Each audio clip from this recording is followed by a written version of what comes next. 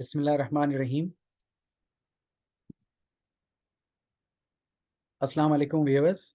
Welcome to Knowledge and Analysis, an online platform for general awareness.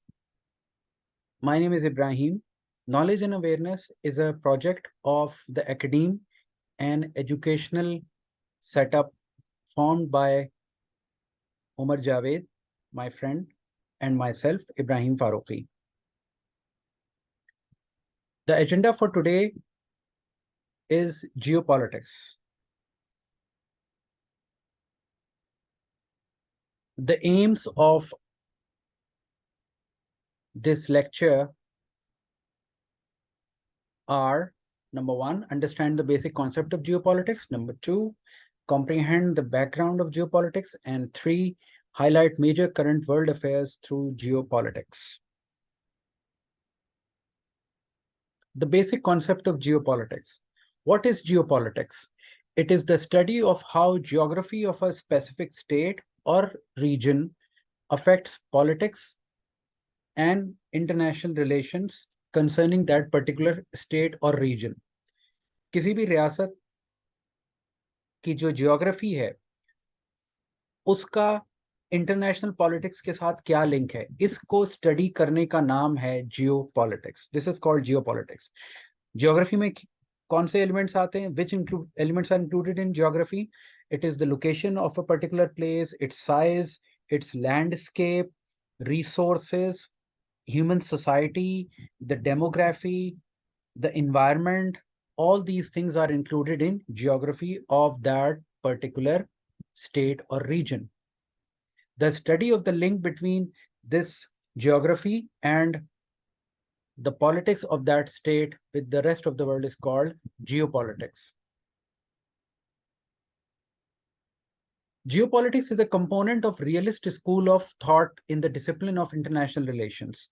Basically, geopolitics, international relations, जो कि एक बिल्कुल separate field of study है, उसका एक कंपोनेंट है. और कंपोनेंट में भी वो कंपोनेंट है जो रियलिस्ट स्कूल ऑफ थॉट, वो स्कूल ऑफ थॉट आईआर का, यानी कि इंटरनेशनल रिलेशंस का, जो पावर पॉलिटिक्स में बिलीव करता है. How one country, one state can dominate the other, because they think the realism school of thought in IR, they reckon, they believe that the states want to dominate each other in the world. This geopolitics, the subject of geopolitics, it involves analysis of geographic influences on power relationships in IR. किस तरह किसी भी मुल्क या इलाके की geography जो है वो पावर रिलेशनशिप्स को इम्पैक्ट करती है. इसका क्या, उसका क्या इन्फ्लुएंस होता है, पावर क्या इफेक्ट होता है जियोग्राफिकल फैक्टर्स का पावर रिलेशनशिप्स पे. ये बहुत इंपॉर्टेंट फैक्ट है. इसकी बहुत बड़ी एग्जांपल 1991 में जब पहली फर्स्ट गल्फ वॉर हो रही थी, तो US and allied forces came to the Gulf, and it was said by there was a conspiracy theory at that time, and of course the Soviet Union had collapsed. Soviet Union का collapse हो चुका था और western world को रोकने वाला कोई भी नहीं था. तो एक जनरल परसेप्शन जो इंटरनेशनल पॉलिटिकल एक्सपर्ट्स में ये था कि यूएस जो और उनके जो अलाइज हैं वो यहाँ पर इसलिए आए हैं गल्फ में क्योंकि ये ऑयल रिच रीजन है. तो this shows that the fuel was a factor. The oil, of course, which is also called black gold, was one of the factors for the arrival of the US and their allied nations in the Gulf as a result of Iraq's attack on Kuwait. सबसे पहले अगर हम geopolitics की बात करते हैं तो उसमें सी पावर की, यानी कि समुद्री ताकत की बात बहुत ज़्यादा की जाती है. और इसमें अल्फ्रेड मेहन, जो कि एक यूएस नेवी ऑफिसर थे और हिस्टोरियन भी थे, उनका एक कॉन्सेप्ट बड़ा इसका जिक्र आता है. इसी की वजह से जियोपॉलिटिकल डिबेट को एक बहुत बड़ा पुश मिला. उनकी किताब जिसका नाम influence of sea power upon history है, इस किताब में उन्होंने ब्रिटिश एम्पायर के जो नेवल स्ट्रेंथ है उसकी इमर्जेंस और उसकी ग्रोथ पर बात की है. और उन्होंने कहा है कि उनके मुताबिक किसी भी दुनिया में एक बड़ी पावर का ऐसा एक होना ज़रूरी है जो एक ग्लोबल लेवल की एम्पायर हो, जो अपने पोजेशंस को और अपनी कॉलोनीज को कंट्रोल कर सके through a strong naval strength. अगर हम जियोपॉलिटिक्स की इब्तिदा की बात करें, बैकग्राउंड की, तो सबसे पहले स्वीडिश पॉलिटिकल साइंटिस्ट रुडोल्फ जेलन ने इस टर्म को कॉइन किया था, इसको पेश किया था at the beginning of 20th century. उसके बाद English geographer sir Halford John Mackinder, इन्होंने 1904 में एक पेपर पेश किया था, that is the geographical pivot of history, जिसमें इन्होंने हार्टलैंड थ्योरी की बात की. What is heartland theory? Heartland theory says, according to Mackinder, Eastern Europe is a very important place in the heartland. Heartland उन्होंने किसको कहा? यूरोप, एशिया और Africa का जो कंप्लीट लैंड मास है, उन्होंने उसको हार्टलैंड, उसको वर्ल्ड आइलैंड कहा. उन्होंने कहा कि जो हार्टलैंड को कंट्रोल कर लेगा, यानी कि ईस्टर्न यूरोप और जो इनर एशिया के इलाके हैं, inner Asia and eastern Europe, जिसको यूरेशिया का इलाका भी कहा जाता है, जिसको जो इसको कंट्रोल कर लेगा वो वर्ल्ड आइलैंड को कंट्रोल कर लेगा. यानी कि world island means Europe, Africa and Asia.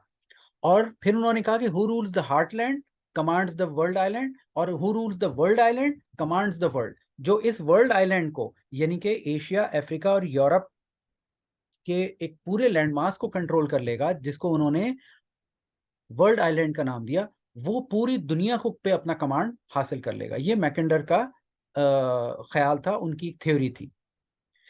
American social scientist, political scientist Nicholas John Spykman ने इस थ्योरी को क्रिटिसाइज किया, और उन्होंने अपनी रिमलैंड थ्योरी पेश की. उन्होंने कहा, जो इन द आर्क में आप देख सकते हैं पिक्चर में, जो नॉर्दर्न यूरोप से ईस्टर्न यूरोप से होते हुए ये जो एक क्रीसेंट बन रहा है, right throughout the coastal regions of Asia and the Far East, Russia के बिल्कुल फार ईस्ट तक, ये जो कोस्टल बेल्ट है, ये वो रीजन है कि जो स्टेट इस पे कंट्रोल हासिल कर लेगा, वो पूरी दुनिया को डोमिनेट करेगा. इस क्रीसेंट को ब्लू कलर से मैप में दिखाया गया है.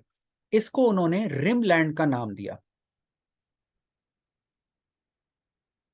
अगर हम जियोपॉलिटिक्स की हिस्ट्री की बात करें, तो 19th सेंचुरी में ब्रिटिश एम्पायर और रशियन एम्पायर्स के दरमियान, साउथ एशिया और सेंट्रल एशिया में के दरमियान, साउथ एशिया ब्रिटिश एम्पायर के कंट्रोल में था, Central Asia was under the influence of the Russian Empire. इनकी जो आपस की टसल थी, इसको ग्रेट गेम का नाम दिया गया. British Empire never wanted the Russian Empire to come towards the south of Asia, and vice versa. Of course, the Russian Empire did not want the British Empire to move towards Central Asia and beyond. इसको Great Game का नाम दिया गया.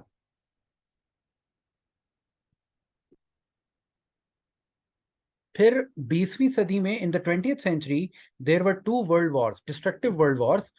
पहली 1914 से 1918 तक, and then 1935 से 1945 तक. इन जो के दोनों जंगें यूरोप से ओरिजिनेट हुई. इसमें जियोपॉलिटिक्स बहुत प्रोमिनेंट और फैक्टर रहा, स्ट्रेटेजिक फैक्टर रहा, चाहे वो हिटलर के अपने प्लान्स हों, एडोल्फ हिटलर के, या जो British prime minister sir Winston Churchill का रिस्पॉन्स हो to the German attack in the second world war. इन सब प्लान्स, या न्यूक्लियर अटैक हो यूएस की तरफ से जापान पे, हिरोशिमा एंड नागासाकी, इन सब में जियोपॉलिटिकल फैक्टर्स बड़े प्रोमिनेंट थे. फिर 1945 के बाद जब यूरोप का रोल खत्म हो गया दुनिया में, तो कोल्ड वॉर शुरू हो गई यूएस और सोवियत यूनियन के दरमियान. US was capitalist, Soviet union was communist. ये 45-46 ईयर तक ये टसल चली. इसको कोल्ड वॉर का नाम दिया गया. इसी कोल्ड वॉर में दोनों मेजर जो सुपर पावर्स थे, यूएस और सोवियत यूनियन, एक दूसरे के खिलाफ और एक दूसरे के अलाइज के खिलाफ जियोपॉलिटिकल मूव्स करते थे, और उस पे काउंटर मूव्स करते थे. तो geopolitics was also very prominent during the cold war. फिर उसके बाद 2001 में, after the collapse of the Soviet union, the world became, in 1991 the world became unipolar. And after that, in 2001, at the start of the 21st century, after the incident of 9/11, the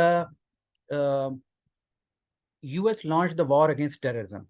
This war had its own geopolitical connotation and scope. एक नई war दुनिया के सामने आई जिसमें terrorism को transnational activity का label दिया गया और कहा गया कि terrorism has become a transnational activity and war against terrorism started.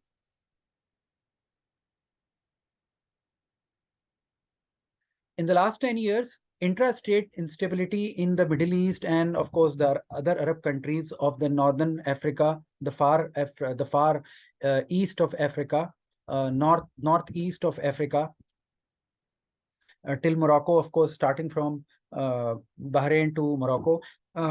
Internal turmoil in countries में बहुत ज़्यादा हुआ है. मुल्कों के अंदर बगावतें हुई हैं और इसकी वजह से जो है पॉलिटिकल और सोशल इंस्टेबिलिटी इन मुल्कों में आई है, खास तौर से Syria, which has become the greatest, of course the deadliest battlefield in the last 10-12 years.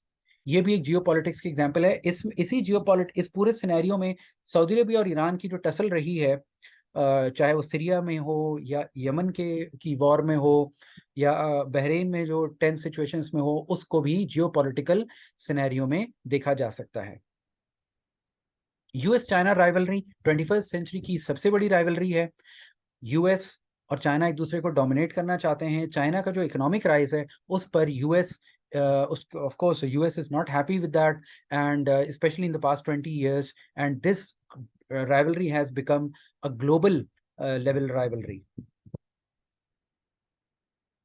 Ukraine में जो वॉर है, the latest example of geopolitics is the war in Ukraine. Russia, in order to keep Ukraine away from the Western world and European Union, invaded Ukraine in February 2022. This war has stretched for over a year now. Thousands of people have died because the reason for this war, there is a very strong geopolitical reason for this war, and the reason is Ukraine has its borders with Russia as well as Europe. Ukraine lies at a very critical point. It lies at a very critical position in Europe, and that is why Russia, in order to safeguard its national interest, has launched this war. And NATO, European Union, of course, the US, they have all condemned it, and this war is going on. And Russia has called this war a special military operation. So geopolitical angle is very prominent in this war of Ukraine, which started last year. Thank you for watching this first video of knowledge and analysis, which is a project of the academe, an educational setup. Please give your feedback, like this video, share this video, give your feedback, and inshallah, we'll come back to you with some more topics, more interesting topics on any area of human interest. Thank you. Assalamu alaikum.